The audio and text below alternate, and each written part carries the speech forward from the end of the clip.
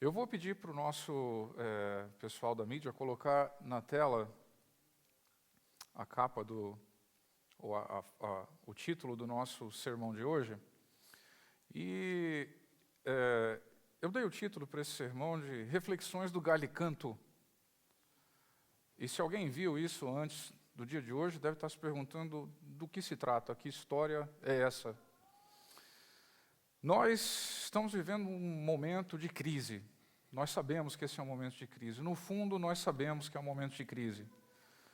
E nós sabemos que essa crise, ela vai se aumentar, ela vai se amplificar. Nós não sabemos se hoje, em 1 ano ou em 3 anos, mas nós sabemos que essa mesma crise, muito provavelmente, vai se amplificar, vai se intensificar. E Galicanto é um sinônimo de crise pessoal. Nós vamos ver um pouco sobre isso hoje. Uma crise pessoal profunda. Então, Galicanto é um lugar e uma igreja localizada em Jerusalém. Nós temos uma foto dela mostrando só um dos detalhes. Fica fora dos muros da cidade antiga, uma distância bem próxima do local onde ficava o antigo templo de Herodes. O templo fica colado no muro, ou o que sobrou do templo, na verdade, né? Hoje temos o Domo da Rocha, fica colado no muro de Jerusalém, tem uma rua logo depois do muro, Galicanto fica logo depois, fica uma distância de uns 20 minutos de uma caminhada rápida do local do templo, do antigo templo de Salomão, ou de Herodes, para esse lugar que é chamado de Galicanto. Ele também fica uns 40 minutos, mais ou menos, de uma caminhada rápida do Jardim das Oliveiras, fica no mesmo monte, mais ou menos, divididos ali por uma avenida. E essa igreja ela foi originalmente construída no ano 457, depois de Cristo, pela imperatriz bizantina Hélia Eudócia, um personagem pouco conhecido da história, mas foi ela que construiu essa igreja pela primeira vez. Os árabes fatímidas, eles destruíram essa igreja no ano 1010. E os cruzados reconstruíram essa igreja assim que eles tomaram Jerusalém de volta, uns 5 anos depois, no ano 1102. E quando os cruzados foram expulsos de Jerusalém, os árabes novamente destruíram essa igreja no ano 1187, e essa igreja só foi ser reconstruída novamente no ano 1931, já mais ou menos no nosso tempo de vida aí, de algumas pessoas. O nome Galicanto significa canto do galo. E isso já dá uma pista para vocês do que aconteceu nesse lugar. As fontes históricas e arqueológicas mais respeitadas, elas concordam que essa igreja fica exatamente no lugar onde, na época de Cristo, ficava um pequeno complexo que servia de residência para o sumo sacerdote. Ficava ali a casa do sumo sacerdote Caifás, na época de Cristo.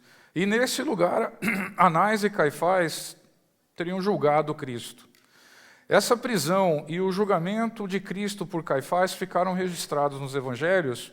No capítulo 26 de Mateus, esse é um daqueles casos que os evangelhos mencionam a mesma coisa com detalhes diferentes. Mateus no capítulo 26, Marcos no capítulo 14, Lucas no capítulo 22 e João no capítulo 18. Vocês podem mais ou menos tentar deixar a Bíblia aí marcada nessas quatro passagens, porque nós vamos voltar a elas muitas vezes ao longo da nossa conversa de hoje. Bom, nós adventistas, nós não reverenciamos nenhum santuário, nenhum lugar como sendo particularmente santo. A importância desse lugar para nós, ela é meramente derivada das lições que nós podemos tirar dele por causa do contexto histórico dele. E muito além das lições meramente históricas que nós podemos aprender dos episódios que aconteceram aqui em Galicanto, estão as lições espirituais dramáticas que tiveram lugar aconteceram nesse lugar. São lições sobre momentos de uma intensa crise, são lições sobre medo, desespero e amargura. Nós vamos ver um pouco sobre isso hoje. Essa igreja ela tem muitos elementos visuais muito bonitos, não é? Afrescos, pinturas, imagens, mas se você é protestante, se você já leu os evangelhos, o elemento visual que mais vai chamar a sua atenção é exatamente essa estátua que está nessa foto. É uma estátua mais ou menos em tamanho real, que retrata o episódio em que Pedro nega Jesus 3 vezes. Em seguida o galo canta. Então nós temos aí representado todos os elementos, né? O galo, alguns servos, um soldado e Pedro sentado. Obviamente essa cena é a representação da mente de um artista para aquele momento. Mas ela é razoavelmente fiel ao que aconteceu ali. Nela Pedro aparece com os braços abertos, vocês podem ver aí, na direção de uma das criadas, e abaixo de Pedro, como se fosse uma legenda daquela conversa, aparecem as palavras em latim que estão marcadas em Lucas, no capítulo 22, verso 57. Eu convido vocês a checar como a tradução de vocês registrou isso, né? Mas as palavras em latim que estão lá em Lucas 22, 57, nessa estátua diz assim, non novi illum. E traduzindo do latim, no português de vocês, certamente vai estar ou assim, eu não o conheço, ou se for uma tradução mais moderna, vai dizer assim, eu nem o conheço. Eu não sei como é que vai estar na de vocês, peço que vocês chequem aí para ver como é que está. Eu tenho várias Bíblias em casa, várias traduções, algumas delas dizem, eu nem o conheço, com os braços abertos na direção da serva, do sumo sacerdote, né? E assim esse lugar e essa escultura aí eternizam um momento em que um dos mais influentes dos apóstolos teve uma das suas quedas mais vergonhosas, uma das derrotas mais completas da sua vida espiritual. Irmãos, eu imagino que se Pedro pudesse ver essa estátua, ele certamente ficaria terrivelmente envergonhado. Certamente Pedro choraria de novo. A memória dessa cena entristeceu Pedro até o fim dos dias dele. Nós conhecemos a história. Para Pedro, esse lugar foi o palco e o auge de uma crise terrível, um dos seus piores momentos. Nesse lugar, mesmo estando em plena consciência do que ele estava fazendo, mesmo tendo sido avisado por Cristo pessoalmente do que ele próprio faria, mesmo tendo sido avisado de que Satanás o estava rodeando, algumas versões dizem que Satanás o estava cirandando, Pedro negou a Jesus 3 vezes. Não foi uma, foram 3. Os 4 evangelhos, eles descrevem esse episódio triste, todos eles com mais ou menos detalhes, mas o evangelho de Marcos, no capítulo 14, no verso 30 de Marcos, ele descreve um último alerta que Cristo fez para Pedro. E Marcos 14, verso 30, diz assim, em verdade te digo hoje, nessa noite, antes que o galo cante 2 vezes, 3 vezes tu me negarás. Essa mensagem, ela carrega, essa mensagem de Cristo para Pedro, ela carrega uma comparação muito triste. É uma comparação muito triste. Enquanto o galo cantaria, o que nós estamos dizendo, a comparação que é transportada por essa frase, é o seguinte, Pedro negaria a Jesus com mais naturalidade e mais automaticamente do que o galo cantaria. Seria mais automático para Pedro negar Jesus do que é para o galo cantar aos primeiros sinais do sol. Enquanto o galo cantaria 2 vezes, Pedro negaria a Jesus 3 vezes. Seria mais abundante, mais natural, mais automático a negação de Cristo por parte de Pedro do que o animal irracional, galo, obedecendo seus instintos e cantando. Essa é uma comparação triste. Eu imagino que Pedro deve ter ficado muito chocado com isso, e talvez por isso até ele tenha exagerado. Nós vamos ver mais aqui como ele exagerou a resposta que ele deu. Mas os discípulos tinham sido alertados muitas vezes de como aquela crise intensa se desenvolveria. Não foi uma vez, nem duas, foi muito frequente os alertas de Cristo, não é? Uma dessas vezes nós podemos ver em Mateus 16, no verso 21. Cristo descreveu muitas vezes, de muitas formas, como aqueles acontecimentos viriam. E Mateus 16, verso 21, diz assim: desde então começou... Chequem a tradução de vocês e vejam como a tradução de vocês vai dizer, ok? Desde então começou Jesus a mostrar aos seus discípulos que convinha ir a Jerusalém e padecer muito dos anciãos e dos principais dos sacerdotes e dos escribas, e ser morto e ressuscitar ao terceiro dia. Obrigado. Então, se houve tantos alertas em tantas vezes, com tanta frequência, da boca do próprio Cristo, feitos face a face, como foi possível que Pedro reagisse dessa forma? Por que Pedro reagiu dessa forma? Bem, porque Pedro tinha sido doutrinado com as filosofias religiosas do seu tempo, as filosofias sociais do seu tempo, e ele nem mesmo sabia disso. Nem ele sabia que ele estava tão carregado de doutrinas da sua época. O conceito dos eventos que ele tinha era totalmente diferente do que ele ouvia. E, irmãos, ouvir é uma coisa, internalizar, na verdade, ouvir é uma coisa, entender é outra coisa, e internalizar é outra coisa. São três coisas bem diferentes. Pedro tinha uma mescla de meias-verdades com traduções humanas que Cristo tantas vezes tentou esclarecer. Nós temos um desses episódios, eles foram vários, mas nós temos um desses episódios que está registrado em Mateus, no capítulo 15, no verso 2. Então, em Mateus 15, verso 2, nós temos um relato dizendo assim: então chegaram aos pés de Jesus uns escribas e fariseus de Jerusalém, dizendo: por que transgridem os teus discípulos a tradição dos anciãos?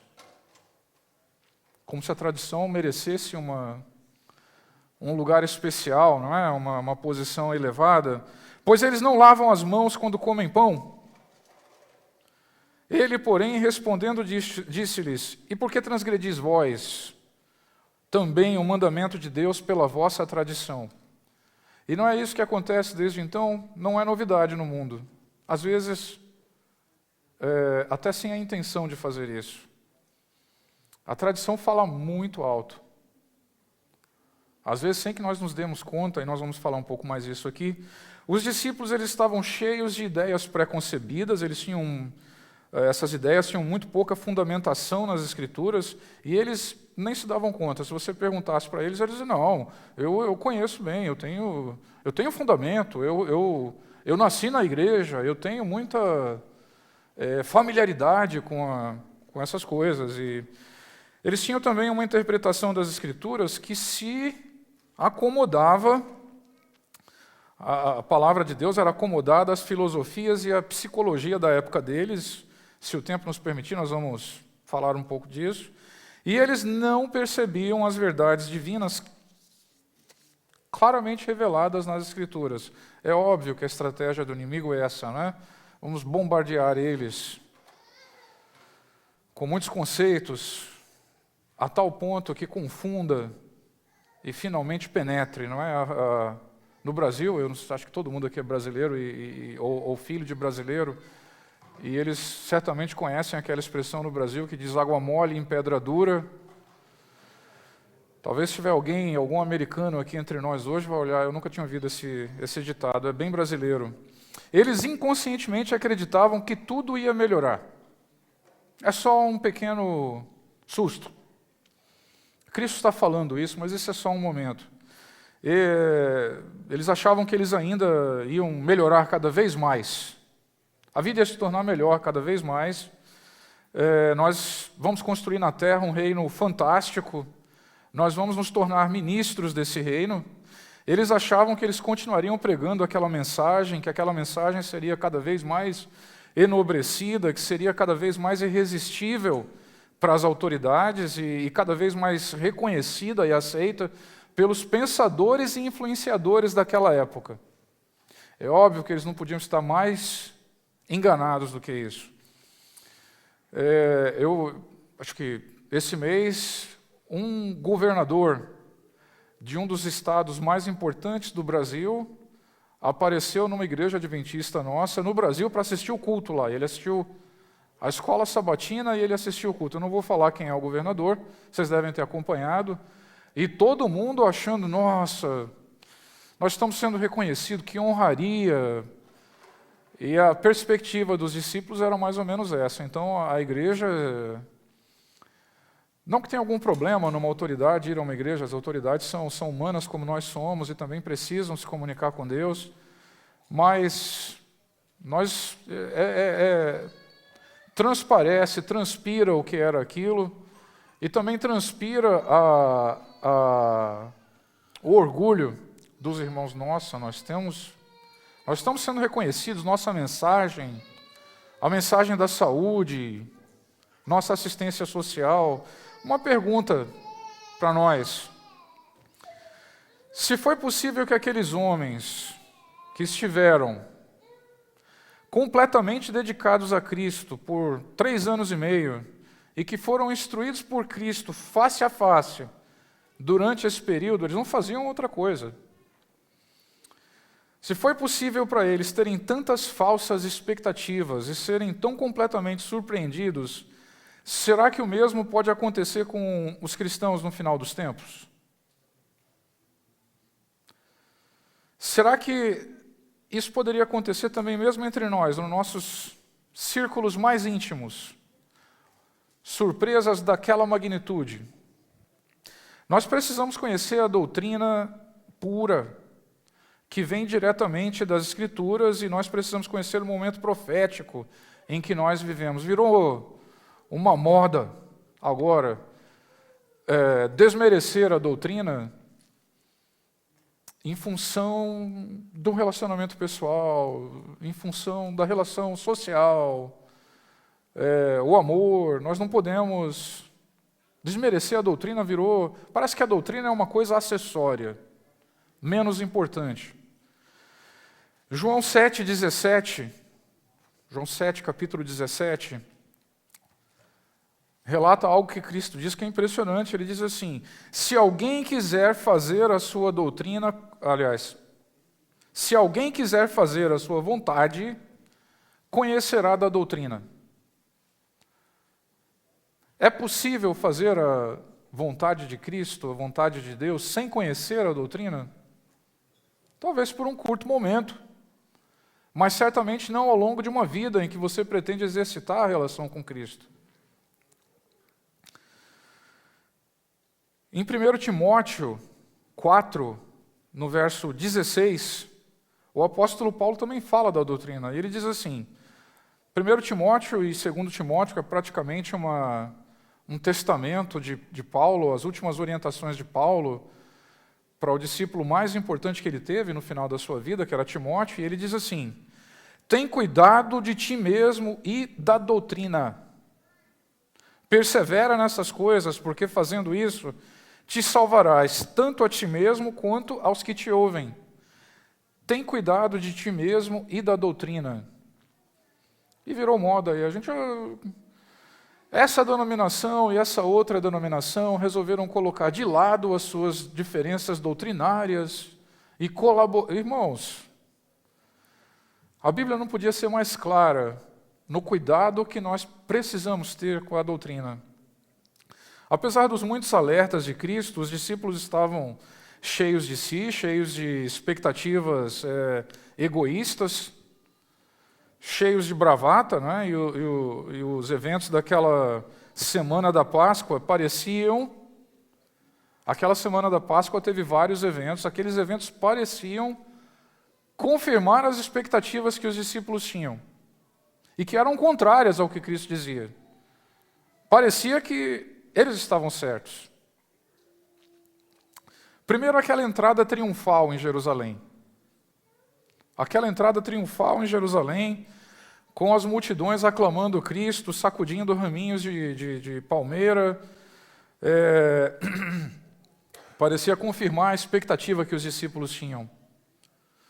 A purificação do templo, em seguida com a expulsão dos cambistas e dos falsos mestres do templo, isso também foi uma espantosa demonstração da autoridade de Cristo. Irmãos, era impensável uma pessoa comum escorraçar daquele lugar os líderes religiosos, reprová-los daquele jeito, expulsar os cambistas, o poder econômico que se exercia naquele lugar, misturado com o poder religioso, era algo fantástico, era impossível alguém fazer aquilo. E os discípulos olharam e disseram, nossa, que demonstração de autoridade.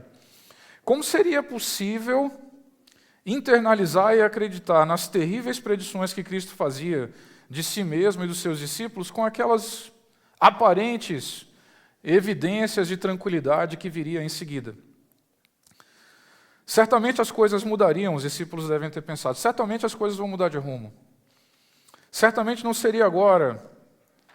Ainda há muito tempo, era incabível na mente daqueles discípulos as terríveis cenas que Cristo insistia em descrever para eles.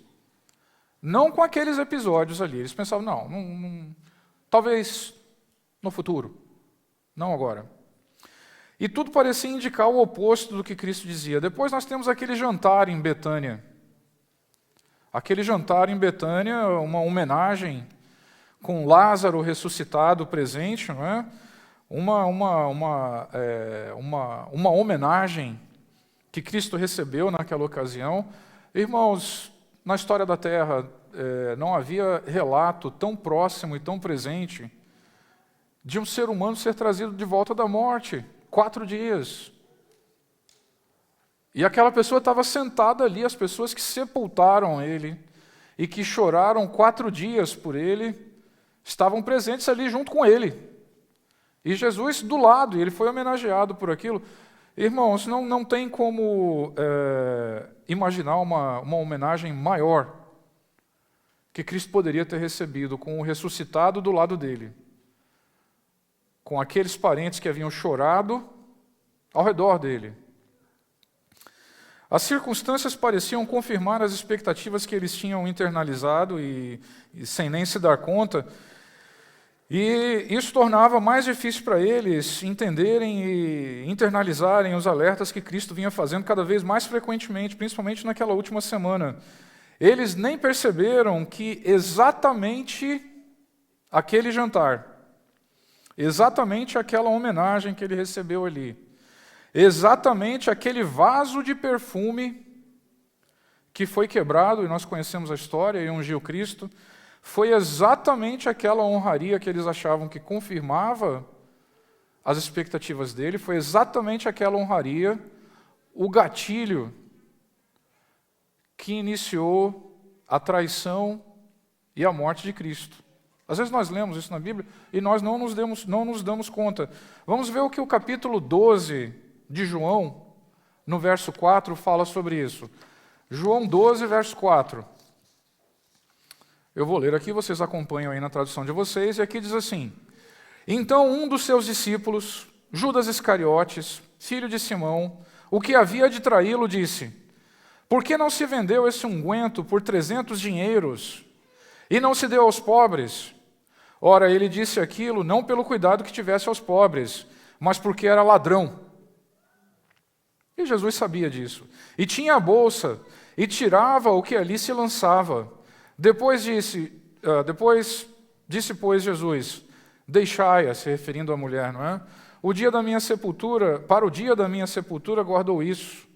Porque os pobres sempre os tendes convosco, mas a mim nem sempre me tendes. Então Judas se aborrece ali e diz, olha, isso é um absurdo. Dava para vender isso aí por 300 dinheiros e algumas pessoas até fazem as contas e veem quanto que isso representava hoje.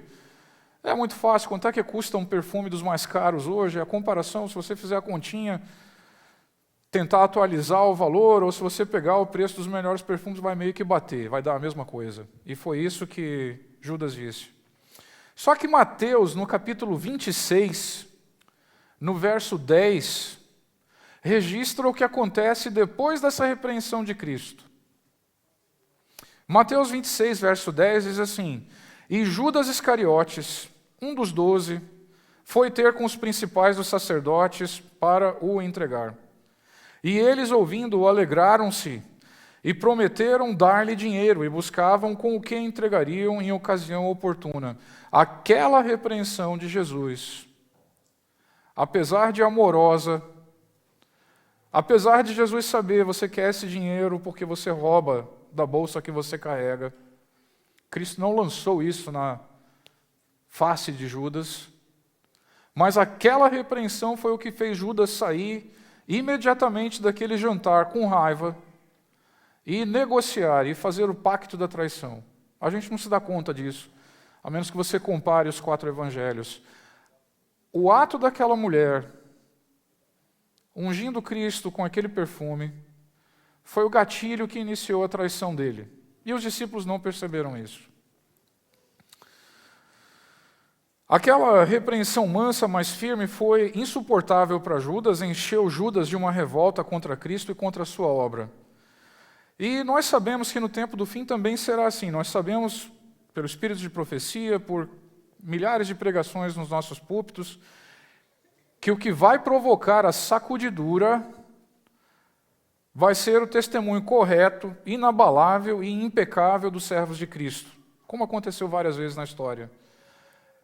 É o testemunho inabalável e correto que vai desatar a crise, assim como Judas e Cristo nesse episódio. Em seguida, nós temos a última ceia, os eventos da última ceia. Depois do gatilho já ativado, depois da traição já em andamento, Cristo prediz novamente com palavras fortes os eventos daquela noite. Né? Ele revelou que, mais uma vez, ele revelou que não só ele seria traído por um deles e levado para a morte, mas também que todos os demais o abandonariam. Isso era impensável para os discípulos.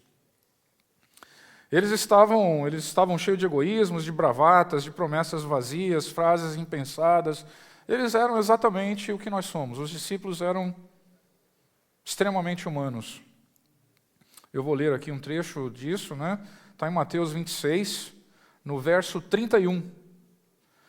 E lá diz assim: Então Jesus lhes disse: Todos vós, esta noite, vos escandalizareis de mim, porque está escrito: Ferirei o pastor e as ovelhas do rebanho se dispersarão. Mas, depois de eu ressuscitar, eu irei adiante de vós para a Galiléia. Mas Pedro, respondendo, disse-lhes: Ainda que todos se escandalizem em ti, eu nunca me escandalizarei. Disse-lhe Jesus: Em verdade te digo que nessa noite, antes que o galo cante, 3 vezes tu me negarás. Disse-lhe Pedro: Ainda que seja necessário morrer contigo, não te negarei. E todos os discípulos disseram o mesmo. Já no jardim do Getsêmani, o drama evolui. No jardim do Getsêmani, Cristo confessa aos discípulos a profundidade da tristeza que ele estava sentindo diante da morte iminente. Os discípulos, obviamente, não percebem aquilo, né? E o livro de Marcos registra com detalhes uma coisa interessante. Diz assim, Marcos capítulo 14, no verso 32, diz assim: E foram a um lugar chamado Getsêmani, e disse aos seus discípulos: Assentai-vos aqui enquanto eu oro. E tomou consigo a Pedro, a Tiago e a João, e começou a ter pavor e a angustiar-se. E disse-lhes: A minha alma está profundamente triste até a morte. Ficai aqui e vigiai. E tendo ido um pouco mais adiante, prostrou-se em terra. E orou para que, se fosse possível, passasse dele aquela hora, e disse: Abba, Pai, todas as coisas te são possíveis, afasta de mim esse cálice. Não seja, porém, o que eu quero, mas o que tu queres. E chegando, achou-os dormindo, e disse a Pedro: Simão, tu dormes? Não pudeste vigiar nem por uma hora? Que paralelo nós vemos aqui com o tempo atual? Vocês já capturaram algum paralelo? Bom, eu vou falar aqui. Qual era o estado da igreja na véspera daquela crise se desatar? A igreja estava sonolenta. Laodiceia não é uma igreja sonolenta? Dorminhoca? Negligente? Uma igreja abastada e satisfeita? Mas é uma igreja com dificuldade de julgamento, com dificuldade de percepção, com dificuldade para entender o momento em que ela se encontra. É uma igreja adormecida na iminência da grande crise. A crise chegou e os discípulos estavam dormindo, despreparados, exatamente como Cristo estava pedindo para que eles não estivessem. Será possível que a crise final, que nós ouvimos falar há tanto tempo, esteja às portas, e os discípulos estejam dormindo de novo, sonolentos? Será que eles estão, de novo, cheios de ideias preconcebidas de como a crise vai vir, mesmo que tenham sido preparados pela própria palavra de Cristo e dos profetas? E já faz quase 2 séculos que nós, particularmente, ouvimos sobre isso. Será possível que os discípulos novamente ainda estejam pensando as coisas vão se normalizar? Isso é só um evento isolado. Ainda está muito longe, nós ainda vamos pregar muito. O mundo ainda vai reconhecer e exaltar a nossa mensagem. Nós vamos impressionar o mundo com as nossas mensagens da saúde e a ADRA. Será que isso pode acontecer de novo? Eu acho que sim. É uma possibilidade. É interessante que Cristo se dirigiu diretamente para Pedro. Em Marcos 14, verso 37, Jesus se dirige a Pedro e diz assim: Simão, tu dormes, não pudeste vigiar nem por uma hora. Por quê? Por que que Jesus fala exatamente a Pedro? Por que não foi, por exemplo, com João ou Tiago? Porque Pedro tinha sido tão ousado. Pedro tinha dito: Senhor, eu vou contigo para a morte, mas eu não vou me escandalizar contigo. Pedro parecia estar tão preparado para aquela crise. Ou pelo menos ele queria estar bem preparado para aquela crise. Talvez nesse momento existam novos Pedros, talvez eu seja um deles. É um bom exame de consciência que alguém pode fazer. E Pedro dizia: eu não, Senhor, mesmo que esses aí façam isso, eu nunca vou fazer. Eu nunca vou te entregar ou te negar quando o momento da crise nos atingir. Mas a Bíblia nos alerta que a crise que está para se abater sobre o mundo, ela vai apanhar todos de surpresa. No momento que a destruição repentina se abater sobre o mundo, os homens vão estar dizendo: paz, paz. Nós conhecemos a passagem bíblica disso, não é? Quando os homens disserem paz, paz, virá repentina destruição. E quando Judas chegou com a multidão armada de espadas e porretes, enviado pelos príncipes e pelos anciãos e os sacerdotes, Jesus ainda falava essas frases com Pedro e com os demais discípulos, e nós sabemos como Pedro reagiu. É uma história bem conhecida. Os 3 evangelhos relatam que um dos discípulos decepou a orelha do servo do sumo sacerdote, mas o evangelho de João, ele detalha exatamente quem foi o agressor e quem foi a vítima.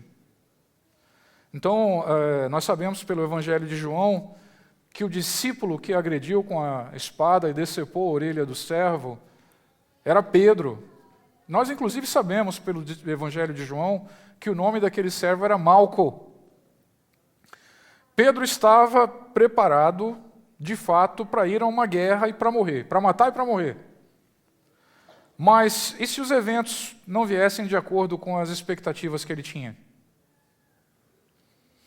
Ele estava preparado para enfrentar inimigos de frente com uma espada na mão, mas e se o inimigo não viesse num ataque direto. E se o inimigo fosse sorrateiro? Porque Pedro estava tão preparado para puxar uma espada e desferir aquele golpe. Irmãos, eu acho que Pedro ensaiou na cabeça aquele golpe um tempão, porque eu fico imaginando a precisão, a rapidez, a velocidade que é necessário para você, com uma espada, decepar a orelha de alguém. Pode ser um instinto natural, mas eu acho que ele provavelmente tinha ensaiado na cabeça para ter uma precisão daquele tamanho. Tem um conhecido que diz, ele é médico, ele diz, rapaz, nem eu corto um com essa precisão. João, no capítulo 18, Marcos, no capítulo 18, diz assim, verso 4. Sabendo, pois, Jesus todas as coisas que sobre eles havia de vir, adiantou-se e disse-lhes, a quem buscais? João 18, verso 4. E agora o verso 5 diz assim, responderam-lhe, a Jesus o Nazareno. Disse-lhe Jesus, eu sou. E Judas, que o traía, também estava com eles. Quando, pois, ele disse, eu sou, recuaram e caíram pela terra. Diante da declaração da divindade, aquela multidão não era uma pessoa ou duas, eles caíram pela terra. E Pedro vê essa cena. E Pedro pensa, está vendo? É agora que Cristo vai fazer a grande demonstração do seu poder. Imagine você vendo, Pedro estava esperando uma manifestação da autoridade de Cristo. No momento que Cristo se identificou como eu sou, aqueles homens foram derrubados pelo chão e as expectativas de Pedro pareciam que estavam se confirmando ali mesmo, naquela hora, e ele não perdeu um minuto. Era o sinal que ele esperava. Um golpe rápido, decepou a orelha do servo do sumo sacerdote. Mas Pedro vê a mansidão de Cristo e não uma reação. E Pedro vê aquela corda sendo trazida para frente e aquelas mãos que curavam e partiam o pão, que ele viu várias vezes curando e partindo o pão, sendo amarradas. E Pedro trava. Na linguagem dos jovens lá do Brasil, da idade de 17 anos, dizem que Pedro trava, deu tela azul. Ele fica sem ação. Pedro teve o que hoje nós podemos chamar de dissonância cognitiva. Num nível consciente, ele pensa uma coisa, num nível mais profundo de consciência, ele pensa outra e trava. Pedro pensou, certamente ele não vai se deixar levar. E ainda hoje nós pensamos, certamente coisas ruins não acontecem com os servos de Deus. Deus vai defender. E aí nós lembramos daquela passagem que diz, 1000 cairão ao teu lado, 10.000 à tua direita, e tu não serás atingido. Irmãos, essa promessa ela é líquida e certa para o período após o fechamento da porta da graça, mas não antes.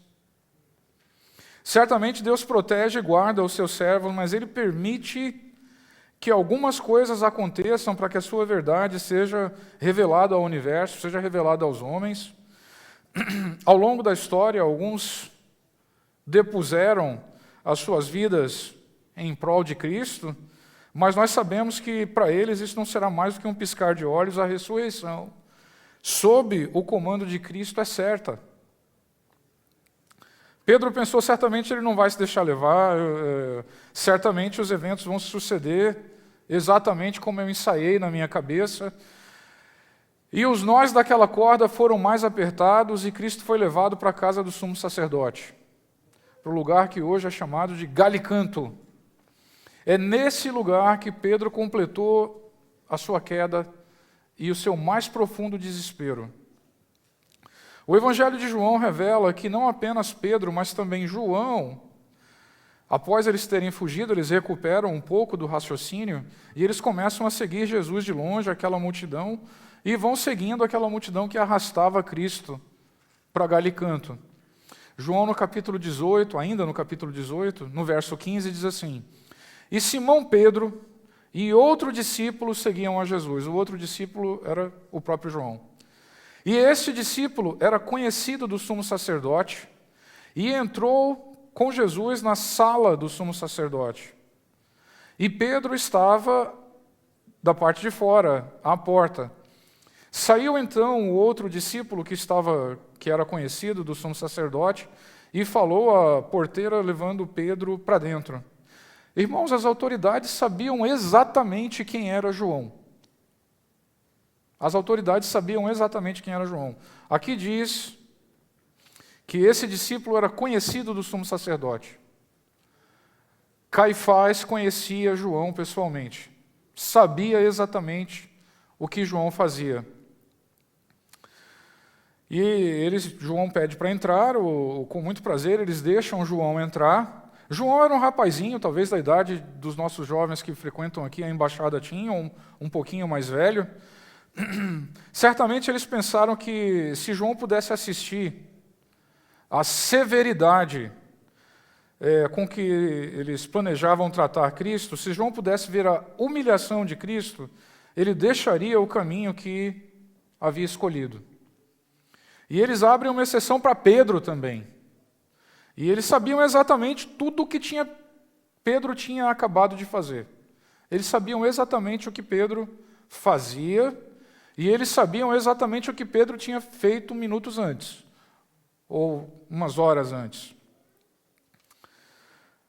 Massacrar pessoas diante de outras pessoas para dissuadi-las é uma técnica muito usada nesse mundo desde o início dele. Aqui nós vemos dois discípulos com duas atitudes completamente diferentes. João entra e se acomoda num canto do lugar, do complexo que havia em Galicanto, tenta passar despercebido.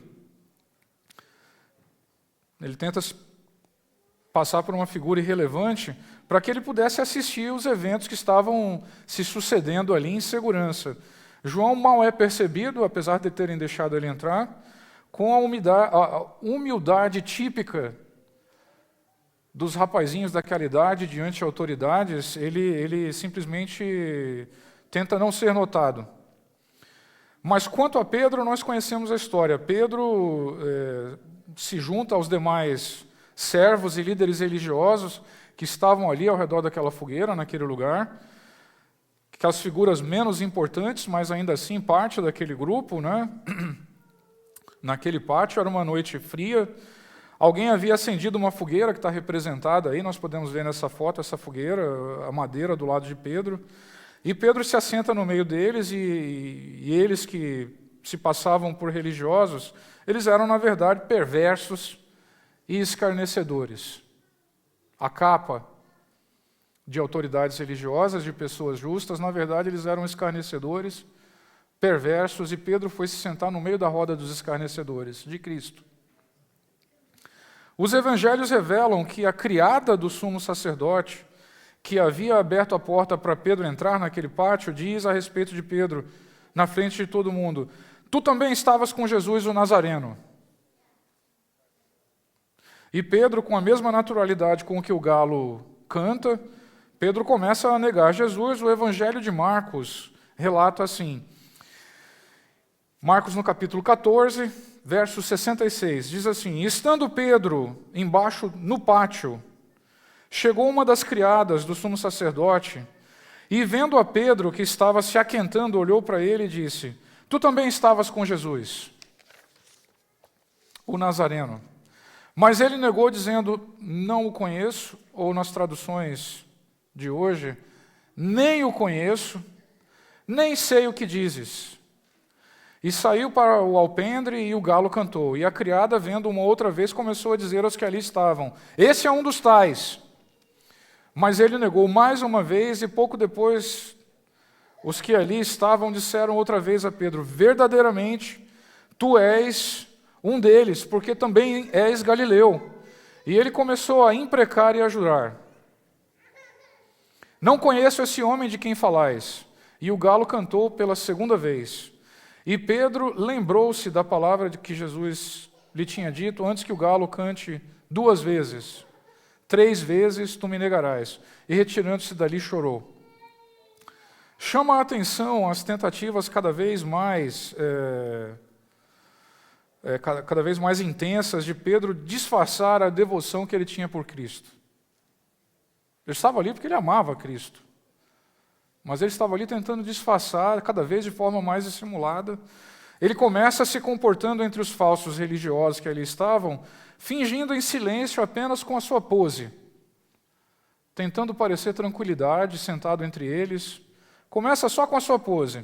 Logo ele começa a negar Cristo, com palavras, e em seguida ele começou a praguejar e a jurar.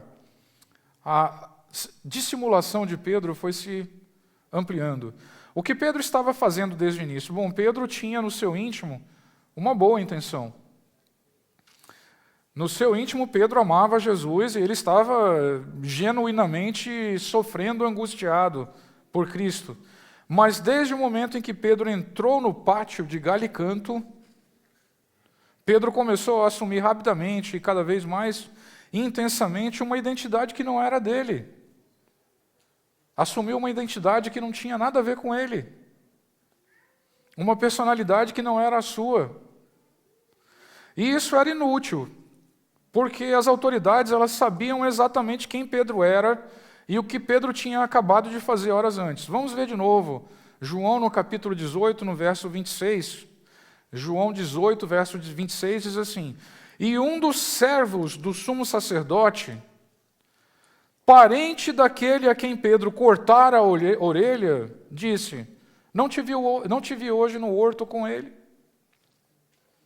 Aquele servo que estava ali tinha visto pessoalmente Pedro naquela hora que ele decepa a orelha do... Ele era parente, talvez fosse primo, e ele chega com Pedro e olha bem para Pedro: Não foi tu que decepou a orelha do meu primo?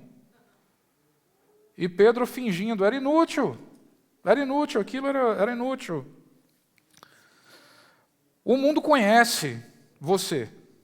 O mundo conhece você perfeitamente, mas o mundo não se importa com quem você é, desde que você esteja abandonando as fileiras de Cristo. Aí você é extremamente bem-vindo. Você será perfeitamente bem aceito no mundo se você estiver indo por esse caminho, abandonando as fileiras do Salvador. O mundo vai te receber muito bem. E depois de negar Cristo pela terceira vez, Pedro finalmente cruza o olhar com Cristo. Irmão, se aquele olhar pudesse ter uma legenda, como aquela estátua tem, a legenda diria o pensamento de Cristo: Eu sei. Cristo cruza o olhar com Pedro desesperado, Pedro fingindo, e aquele olhar provavelmente teria a legenda dizendo: Eu sei, eu tentei te avisar. Mas fique firme, não desista de mim. Essa seria a legenda. E apesar disso, aquele olhar cheio de compaixão pelo pecador devasta Pedro. Irmãos, aquele olhar destruiu Pedro, acabou com Pedro. Pedro se dá conta de toda a sua indignidade, de toda a indignidade que ele havia cometido no momento que ele cruza o olhar com Cristo. Nós lemos em Lucas 22, 62, que diz assim, descrevendo a mesma passagem, diz assim: E saindo Pedro para fora, chorou, que diz a passagem de vocês? Amargamente. Não foi um choro qualquer. Não foi um choro silencioso, daquele que só escorre a lágrima. Pedro não conseguiu se controlar. Pedro precisou se retirar daquele pátio. Apesar do desejo de Pedro de acompanhar aqueles acontecimentos, de ver cada momento do que estava acontecendo, apesar da angústia que Pedro sentia por Cristo, ele não conseguiu se controlar. Ele não conseguiu disfarçar o choro. Ele precisou sair dali. A profundidade daquele choro, a plena consciência do que ele tinha feito, acabaram com Pedro. Pedro não pôde mais ficar ali. Ele não se sentia mais digno de nada, nem de ficar ali naquele lugar. O mundo de Pedro colapsou ali em Galicanto.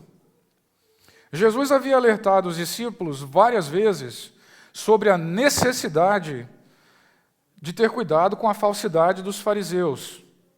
Em Mateus 16, verso 6, Cristo disse assim: acautelai-vos do fermento dos fariseus e dos saduceus. E Pedro foi se sentar entre aqueles falsos religiosos ali, que de fato eram escarnecedores. Ele se sentou na roda dos escarnecedores, justamente aqueles que Cristo tinha alertado ele. Cristo havia dito no capítulo 5, verso 33 de Mateus, assim, antes disso, no capítulo 5, verso 33, Cristo disse: não jureis de modo algum. E ali Pedro começa a jurar e praguejar naquele pátio, descendo cada vez mais fundo, enquanto ele tentava inutilmente esconder a sua identidade e fingir ter uma outra identidade. Ele era inútil, eles sabiam exatamente quem ele era. Assim como as autoridades hoje sabem exatamente quem nós somos e o que nós fazemos. Então, por exemplo, no trabalho, às vezes eu ando o tempo todo de um lugar para o outro, mas quando dá a hora de eu ir embora e que eu me dirijo na direção do estacionamento, o celular já pisca lá dizendo: pegue aí 35, você vai chegar em casa mais rápido. E eu fico: como é que sabe que eu me levantei para ir embora e não para ir para outro lugar? E mesmo que eu vá numa hora diferente, se eu estiver saindo às 5, ele descobre. Se eu estiver saindo às 7, ele me descobre também. E mais impressionante, no sábado, ele sabe que eu não vou para Flower Mound, ele sabe que eu estou vindo para Irving. E aí aparece lá, hoje eu peguei ele, porque deu lá uma mensagem, mas eu ainda não estava saindo. Eu enganei Eles sabem exatamente. E era inútil o que Pedro tentava fazer. Cristo havia dito em Mateus 10, 33, aquele que me negar diante dos homens, também eu o negarei diante do meu Pai que está nos céus. E naquelas poucas horas daquela noite, Pedro havia negado a Cristo 3 vezes. Mais vezes do que o galo havia cantado. Mas qual a razão dessa queda tão profunda de Pedro? Bom, primeiramente o orgulho, a autoconfiança, a negligência com a preparação. Nas últimas 2 semanas daquele momento, Pedro vinha se tornando cada vez mais autoconfiante, cada vez mais influente no meio dos discípulos, cada vez mais líder.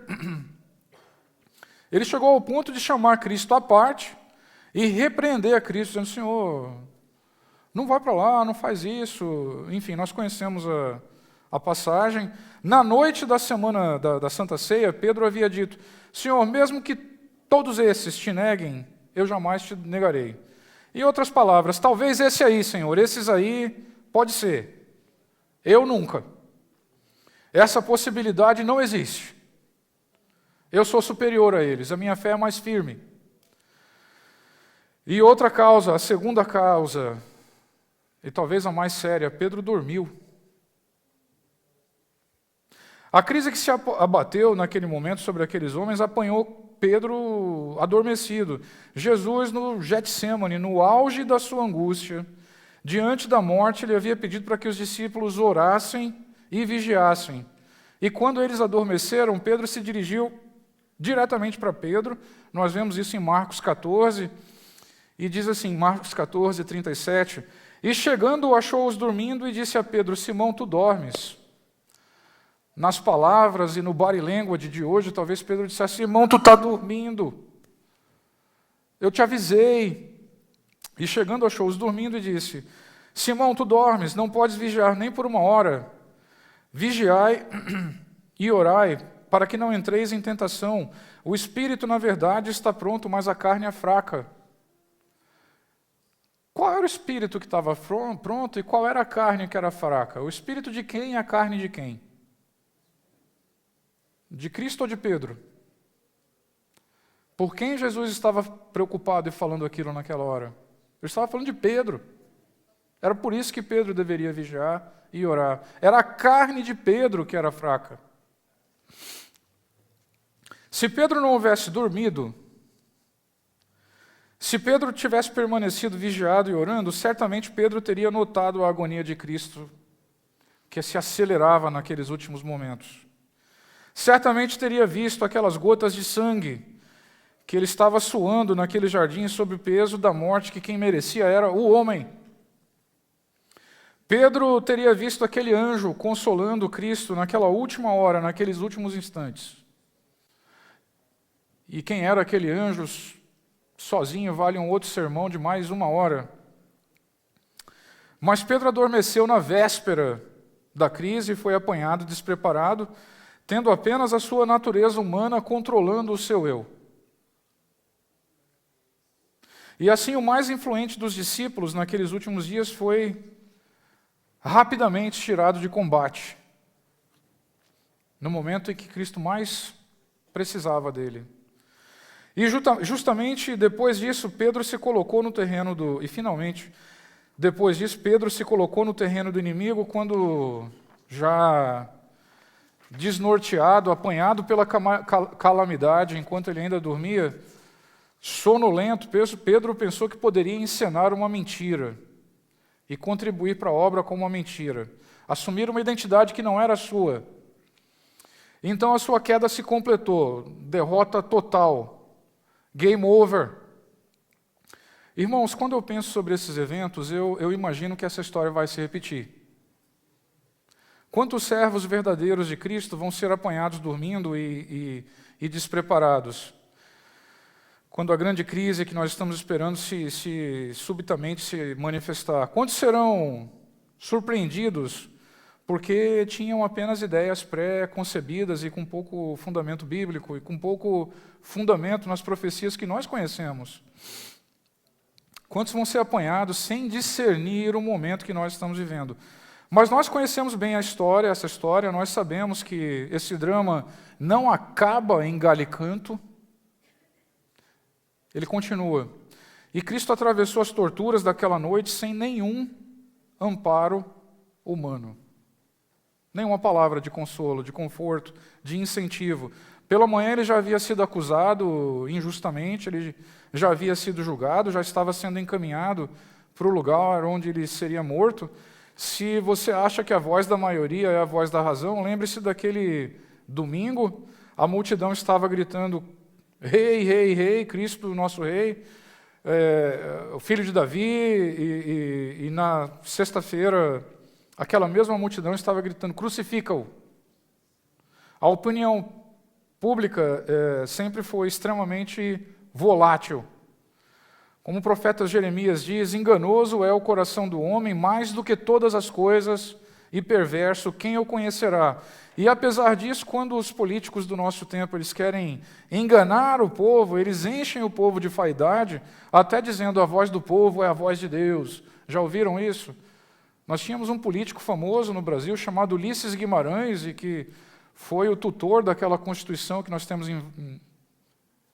válida no Brasil, e Ulisses Guimarães dizia: a voz do povo é a voz de Deus, não necessariamente do Deus que nós adoramos.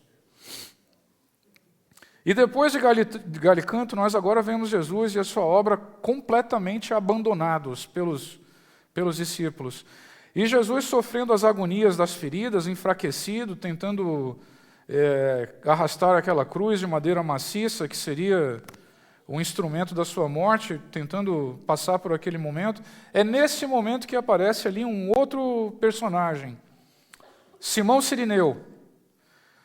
Simão era só um transeunte, ele ia passando completamente alheio ao drama de Cristo, desinteressado pela obra, pelo destino de Cristo. E o Evangelho de Marcos descreve que Simão estava voltando do campo para dentro da cidade, enquanto Jesus era levado para fora da cidade para ali ser executado.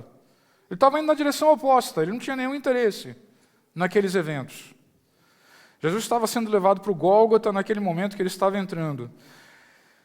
E Marcos, no capítulo 15, verso 21, diz assim: e constrangeram um certo Simão Cirineu, pai de Alexandre e de Rufo, que por ali passava, vindo do campo, a que levasse a cruz.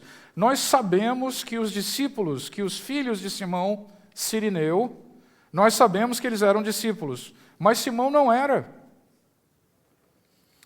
Mas depois de observar o sofrimento silencioso daquele homem machucado, aquele olhar que não expressava nem ódio, nem o desejo de escapar, de fugir, Simão se converteu, naquela hora.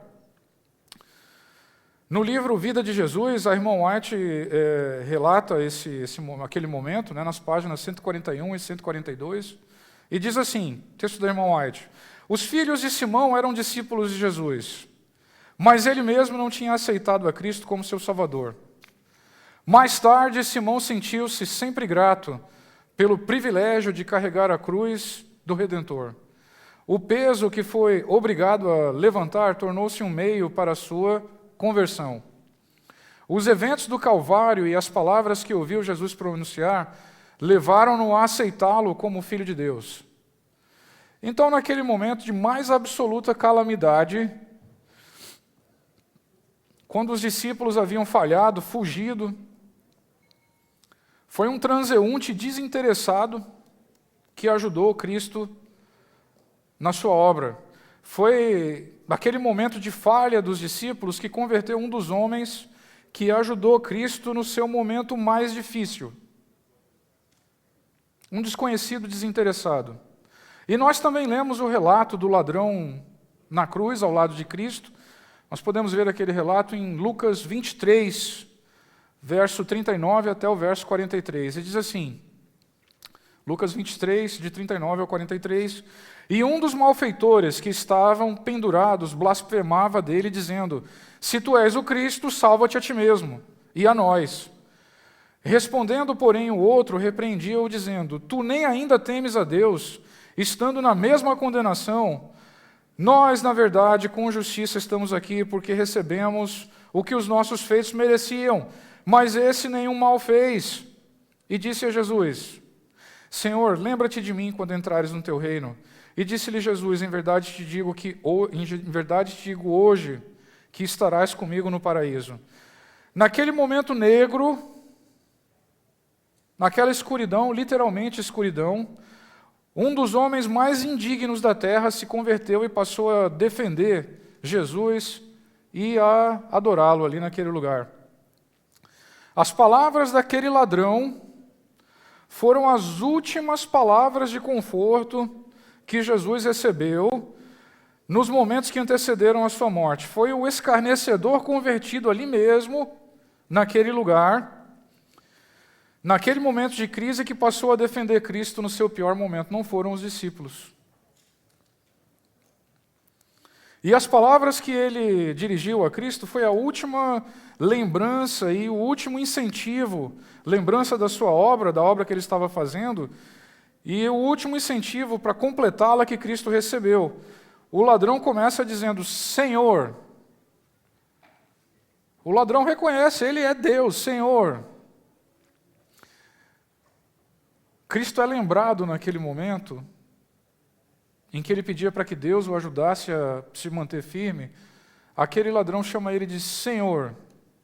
E ele prossegue dizendo, tem compaixão de mim, ou lembra-te de mim, dependendo do evangelho onde você lê, lembra-te de mim.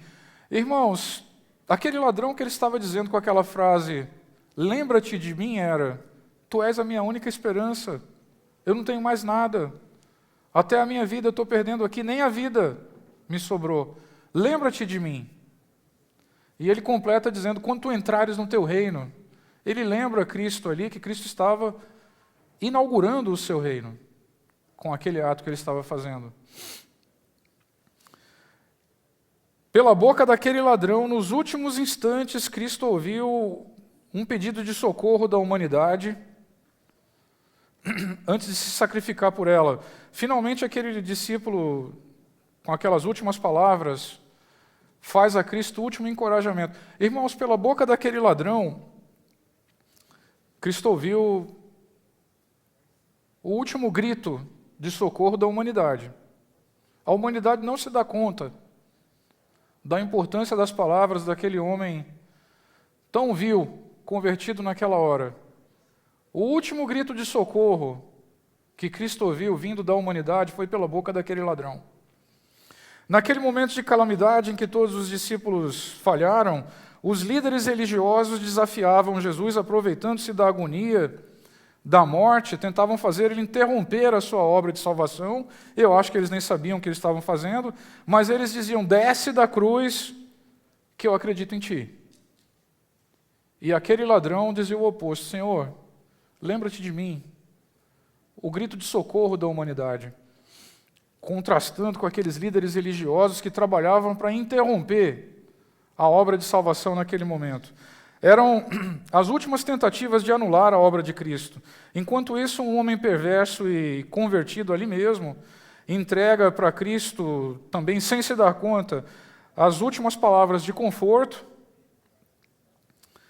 e um grito de socorro da humanidade. A humanidade não faz ideia da importância daquele homem desprezível, convertido a Cristo ali naquele mesmo lugar. Eu imagino como vai ser o encontro de Cristo com aquele ladrão, no momento que aquele ladrão ressuscitar. Talvez Cristo disse: não te falei que você ia estar comigo? E nós também temos o centurião aos pés da cruz ali. Aquele centurião era um militar, uma autoridade encarregada de impor e garantir a lei e a ordem naquele lugar. Ele estava assignado ali para a revoltosa província da Judéia, e pode-se supor que aquele centurião era um homem endurecido, já cético, e que já tinha comandado várias execuções e crucifixões antes daquele momento.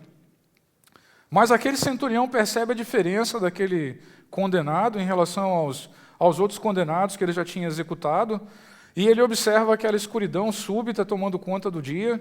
E quando ele observa aquele terremoto e as sepulturas que se explodiam e se partiam, ele exclama: verdadeiramente esse homem era o Filho de Deus. Naquele primeiro instante após a morte de Cristo, não foram os discípulos que exaltaram Jesus. Os discípulos estavam assombrados, espalhados, escondidos. João, nós sabemos que estava ali, mas ele estava atônito, sem ação. Nós ainda temos o caso de Nicodemos e José de Arimateia. Os discípulos indecisos, secretamente flertavam com Cristo, eram pessoas dos altos escalões da sociedade. Naquele momento de crise, quando os mais promissores dos discípulos falharam, quando os sinais e milagres começaram a se suceder rapidamente, a fé deles se estabeleceu e se confirmou. E eles tomaram a iniciativa, eles tomaram a liderança naquela hora, intercederam junto às autoridades, ampararam os pequenos, sustentaram os necessitados, a necessidade da obra naquele momento. Irmãos, vocês acham que é possível que o momento da crise que está se aproximando possa apanhar novamente os discípulos despreparados, de surpresa? Será possível que os discípulos não vão perceber a sucessão de eventos longamente previstos e avisados e se sucedendo e se dirigindo ao clímax? Será possível que os discípulos não percebam os eventos chegando porque eles estão cheios de ideias preconcebidas e de como as coisas estão para acontecer? Talvez, achando que ainda está longe, é possível que os discípulos falhem de novo na missão de vigiar e orar, na véspera da crise, para não serem apanhados de surpresa? Será que o momento da crise pode produzir quedas, como a queda de Pedro em Galicanto? Eu tenho a impressão que sim, até porque só não corre o risco de cair quem já não está de pé. E eu acho que quando a crise finalmente se revelar, muitas pessoas indiferentes ao Evangelho, como Simão Sirineu, pessoas que nunca demonstraram interesse pela causa de Cristo, vão se converter e abraçar a obra. O caráter de Cristo e a perseguição dos seus seguidores vai ser irresistível para essas pessoas, e eu acredito que eles vão abraçar Cristo e a obra da redenção da espécie humana naquele último momento. Eu acredito que alguns malfeitores, alguns perversos, alguns criminosos nas cadeias e nos seus esconderijos, igual pessoas de má índole como era aquele ladrão, vão ouvir o apelo de Cristo a eles, e eles vão se dar conta da indignidade humana, eles vão se dar conta do seu caráter, eles vão se agarrar aos pés de Cristo, como aquele ladrão fez. Eu imagino que eles também vão dizer: Senhor, eu desperdicei a minha vida, eu não tenho mais nada, Tu és a minha única esperança, Te lembra de me redimir? Eu tenho certeza que muitos condenados nas prisões ou nos seus esconderijos vão por esse caminho. Vários militares, eu acho que vários policiais, oficiais do governo, homens encarregados de impor a lei e a ordem, vão se impressionar com o caráter de alguns dos servos de Cristo e vão, enfim, vão se impressionar também com os sinais da natureza que vão se suceder. Nós temos largas previsões, várias previsões dos sinais da natureza, do mundo meteorológico, do mundo físico, que vão acontecer para completar essa obra, culminando com sinais na terra, no sol, na lua, nas estrelas. A exemplo do que aconteceu com Nicodemos, é justamente a grande crise que vai transformar discípulos vacilantes,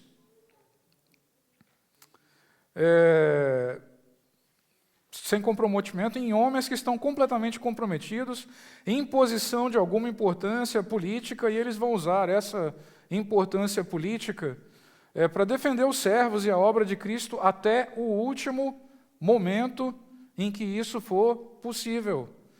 Irmãos, esse é o exército de trabalhadores da 1ª hora que Cristo falou naquela parábola e que Deus vai levantar no momento da necessidade. E quanto aos trabalhadores que estavam com Cristo desde a 1ª hora? Irmão, é importante nós lembrarmos que eles foram pegos de surpresa, eles tiveram o seu momento de confusão, mas eles não abandonaram a obra. O preparo que eles receberam produziu os frutos no devido tempo, e assim que eles se recuperaram, eles retomaram o seu trabalho e deram os seus frutos. Novamente, o caso mais emblemático que eu tenho para citar é, de novo, o caso de Pedro. Após a alegria inicial com a ressurreição de Cristo, aquela alegria e aquela euforia, a culpa que Pedro sentia pelas falhas que ele cometeu naquele momento começaram a torturar Pedro. As culpas por Galicanto começaram a deixar Pedro depressivo. Ele era oprimido pela culpa que ele sentia. Pedro nunca conseguiu se livrar daquela culpa, embora Cristo tenha perdoado Pedro pessoalmente. Na 3ª aparição que ele fez aos apóstolos, nós vamos ver um pouquinho disso em seguida. Cristo perdoou e restituiu Pedro, mas Pedro nunca se perdoou plenamente. Até o momento da sua morte, Pedro se sentiu culpado pelo que ele fez em Galicanto. Capítulo 21 de João relata esse episódio, diz assim: depois disso manifestou-se Jesus outra vez aos discípulos, junto ao mar de Tiberíades, e manifestou-se assim. João 21, capítulo 2, verso 2 agora. Estavam juntos Simão Pedro e Tomé, chamado Dídimo, e Natanael, que era de Caná da Galileia, e os filhos de Zebedeu e outros 2 discípulos. Disse-lhes Simão Pedro: vou pescar. Disseram-lhe eles: também nós vamos contigo. Foram e subiram ao barco, e naquela noite nada apanharam. Irmãos, os barcos da Galileia, do mar da Galileia, eles eram barcos pequenos. Eles eram difíceis de operar com um homem só, mas eles não eram muito confortáveis não para 7 homens dentro de um barquinho daquele. Tem um museu lá que guarda um barquinho daquela época, e você vê que o barquinho é 7 homens ali apertado. E outra coisa interessante é que, embora a economia da Galileia dependesse muito da pesca, nem todos os apóstolos eram pescadores. Natanael, por exemplo, ele era de Caná, o discípulo, a passagem menciona isso. Caná não ficava na beira do mar da Galileia. É pouco provável que Natanael e que os outros apóstolos mencionados, aqui entre os 7, fossem todos pescadores. E aí tem 2 perguntas interessantes. Por que Pedro resolveu ir pescar naquela noite? Já deveria fazer uns 30 dias da ressurreição de Cristo. Por que Pedro resolveu ir pescar naquela noite? Será que Pedro estava considerando abandonar a obra, a sua culpa o estava destruindo? Será que ele estava pensando em voltar para a sua antiga vida, depois daquela queda? Será que a culpa e a tristeza pela queda estavam consumindo Pedro? O fato é que todos os 6 outros apóstolos prontamente disseram ali: nós vamos contigo também. Parece que a ideia deles era: não deixa Pedro sozinho. Não deixa Pedro sozinho. E lá foram 6 junto com Pedro naquele barquinho apertado para amparar o amigo abalado. E aí eles não pescaram nada aquela noite toda, nós conhecemos essa história, e já de manhã Jesus aparece na praia. Eles estavam próximos à praia, cerca de 100 metros mais ou menos, e Jesus pergunta para eles, eles não estavam reconhecendo Jesus, Jesus pergunta para eles: vocês têm alguma coisa para comer aí? E eles respondem: não. E Cristo diz para eles: lancem a rede à direita do barco. E a rede vem tão cheia que eles não conseguem puxar para dentro do barco. João 21, verso 7 relata isso, e então, eu vou ler aqui, vocês acompanham aí, João, verso 7. Então aquele discípulo a quem Jesus amava disse a Pedro: é o Senhor. E quando Pedro ouviu que era o Senhor, cingiu-se com a túnica porque estava nu e lançou-se ao mar. Muito já se especulou porque Pedro estava nu naquela hora. Eu tenho uma cunhada que é psiquiatra e quando eu convivia muito com ela, a gente falava muito desses assuntos. Ela me consultava lá em casa. Cada visita era uma consulta, porque eu sou muito curioso, eu ficava perguntando e a gente falava muito desses assuntos, né?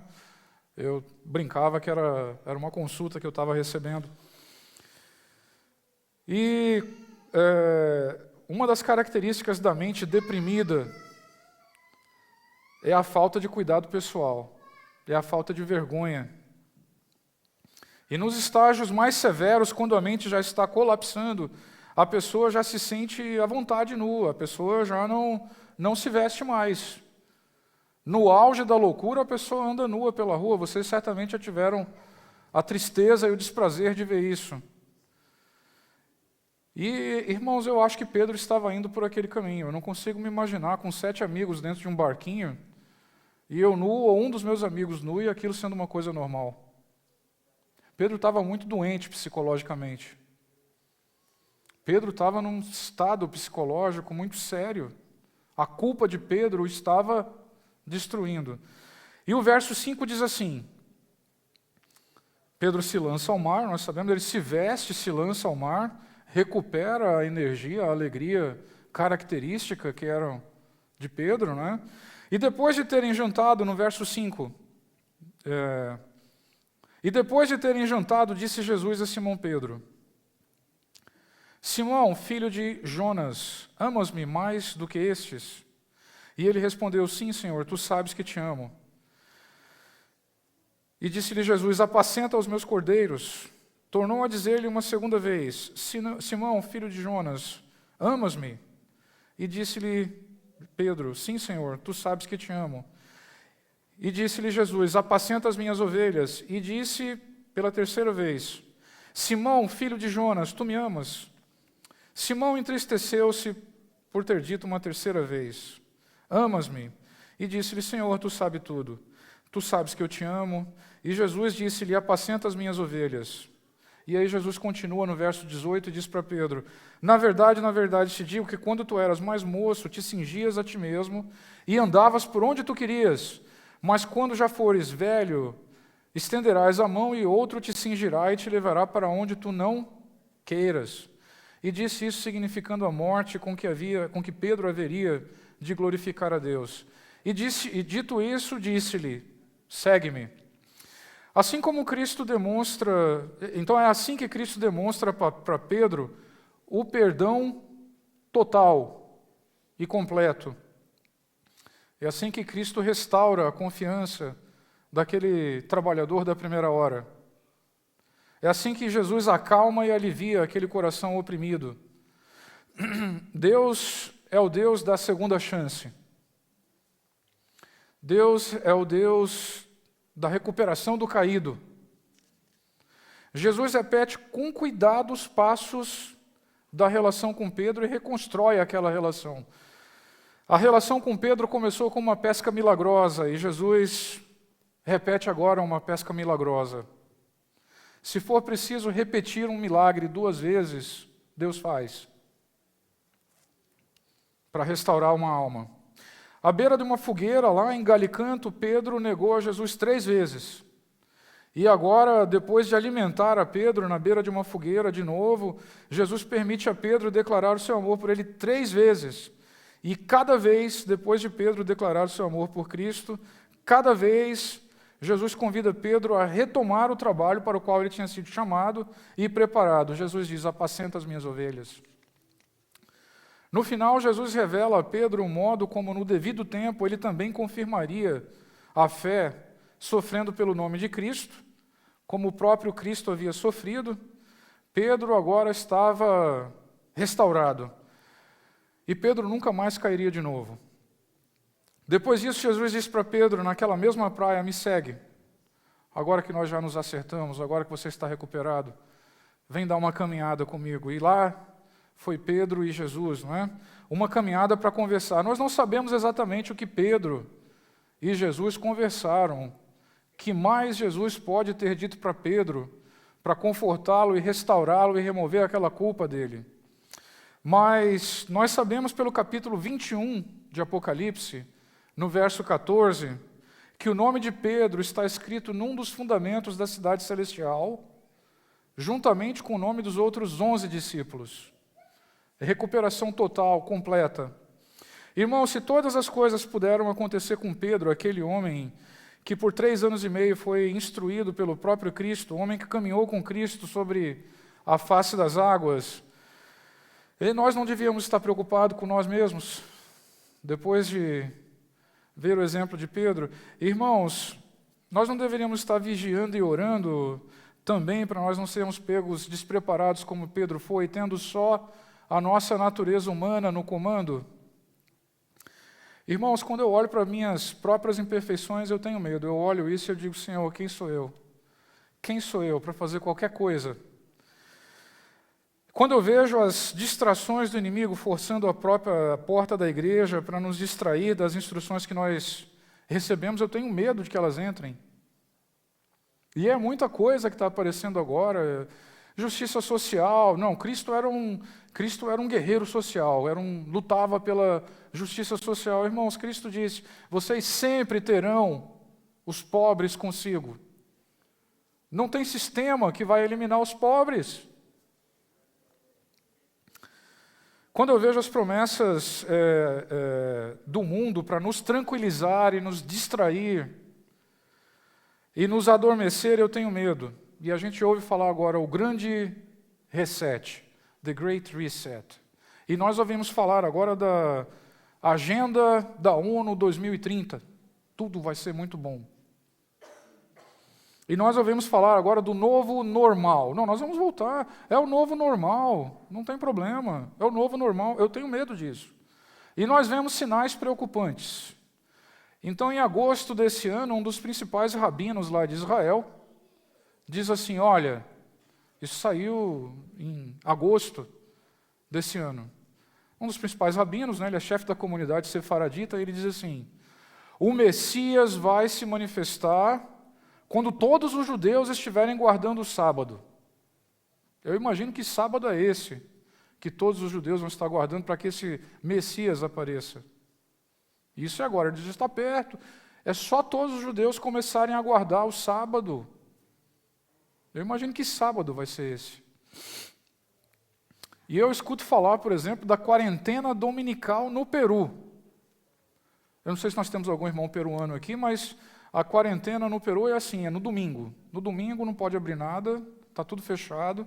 E o ministro do interior, isso é uma reportagem que saiu em todos os veículos sérios de notícia, o próprio ministro do interior do Peru sobrevoa a capital de helicóptero para garantir que todas as pessoas vão fechar tudo no domingo.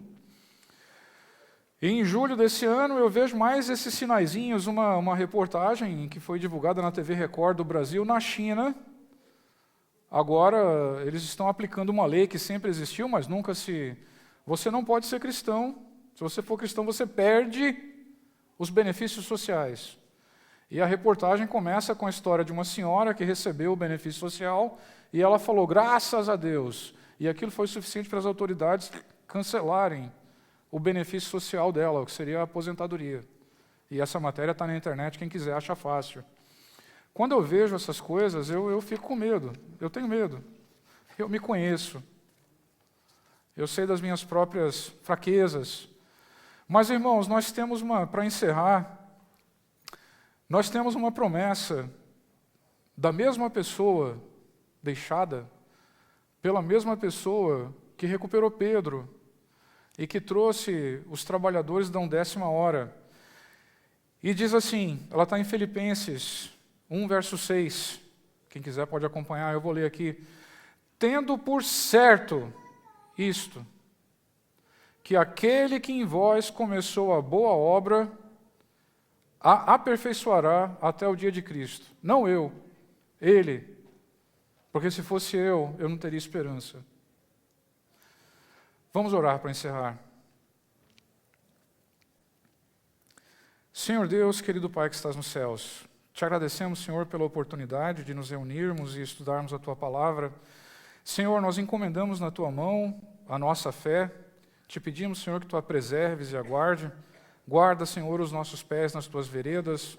Nas Tuas mãos, Senhor, nós te encomendamos a nossa fé, o nosso coração, a nossa mente, Senhor, e os nossos queridos. Em nome de Jesus, Senhor. Amém.